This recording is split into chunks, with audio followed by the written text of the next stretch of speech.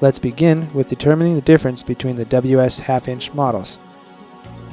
The difference between the models is that we offer a rigid mounted model called the WS half-inch and a jointed model called the WS half-inch J. The concept of the jointed model is to help those customers who do a lot of 4-inch 90-degree bends get through them easier. You will know it is time to do some maintenance on the tool when you see water leaking from the wheat ports in the inlet nut here, or if you notice that the tool is rotating much faster than when you initially ran it. If this occurs, it is time to inspect the high pressure seal and the fluid level inside the tool. If the tool is rotating too fast, you need to add more viscous fluid. To do this, fill the syringe with the fluid and hold the tool with the whip hose upright in a vise. Unscrew the port screw and thread in the syringe. Slowly squeeze the fluid into the swivel until excess fluid begins to come out of the weep holes here. If the fluid comes out dirty or watery, continue squeezing in the new fluid until it has flushed out the tool. Now remove the syringe and replace the port screw. If the tool is leaking water from the weep holes, it is time to replace the high pressure seal. Begin this repair by holding the tool in a vise and unscrew the inlet nut from the body. First, we will demonstrate the rigid model.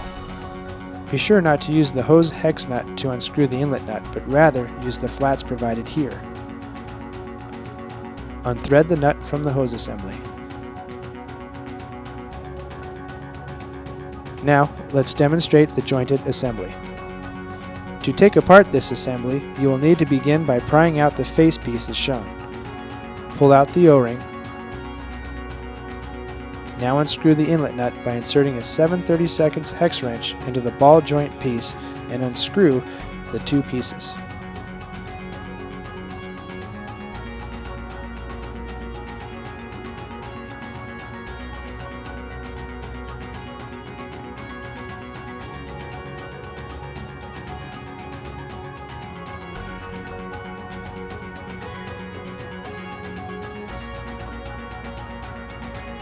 Once the inlet nut is removed, inspect the face here for any scratches or dings on both models. Pull off the outer centralizer. Now, remove the brass seat and blue plastic seal.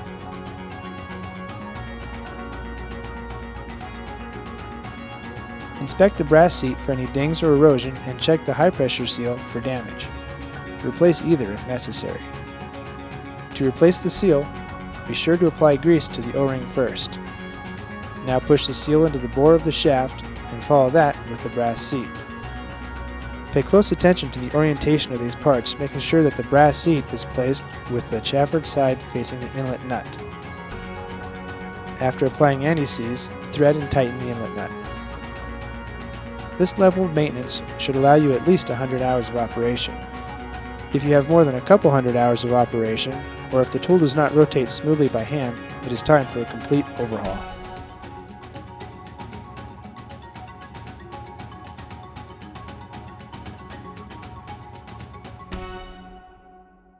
Start the overhaul process by removing the head from the shaft of the tool.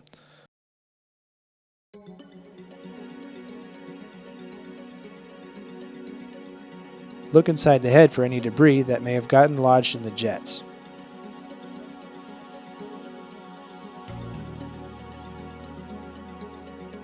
Now remove the inlet nut.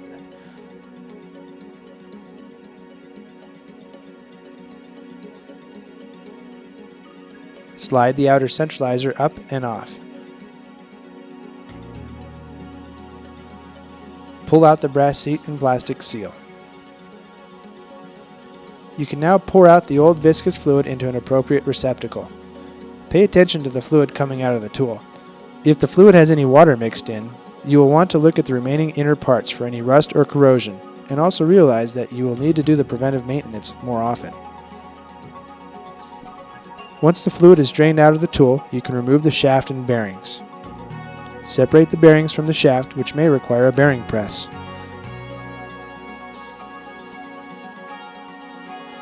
Pry out the shaft seals from the body and from the inlet nut and separate the O-ring. Now take all the individual parts and clean and inspect them for reassembly. There are a few parts that you may want to look at closer. Be sure that the inside diameter of the body is smooth and has no grooves. Look at the shaft and inspect the inner seal bore for any grooves. Inspect the inlet nut by making sure that the seal face is smooth and has no pits. With each bearing, be sure that they spin freely by hand with little resistance or wobbling. Replace the centralizer if it has been worn through. Inspect the whip hose and replace it if it is worn.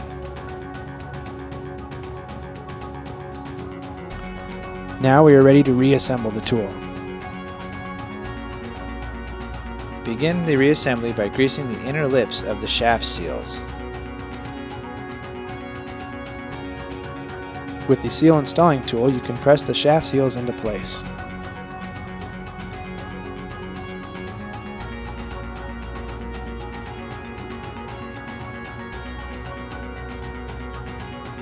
The lips of the shaft seal need to face into the body here. The other shaft seal needs to face into the inlet nut like this. Now, slip the O-ring over the threads of the inlet nut and apply anti-seize to the threads. Press the shaft into the 3 bearings. Be sure that the pressure is added to the inside race of the bearings when putting these bearings on the shaft. The inner race should sit flat against the shoulder of the shaft. Replace the port screw and insert the fill tube into the body through the lip seal. Fill the body with about a ½ inch of fluid and then take the shaft and bearings and put them into the body. This will push out the fill tube. After you have done this, you should check the fluid level and be sure that it covers the top of the bearings. Replace the outer centralizer.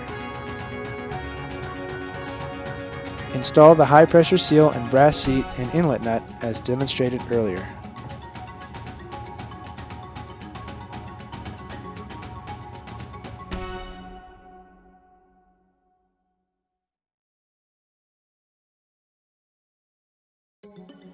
Cover the threads of the shaft with Teflon tape and screw on the head. If you find that you are experiencing rotational speed problems, you may look at sizing the jets, which eventually wear out, and understand that these tools are easy to modify in order to accommodate different pump sizes and hose lengths by simply replacing the jets. Stone Age offers all the parts and tools seen here individually and in kits to help you with your repair.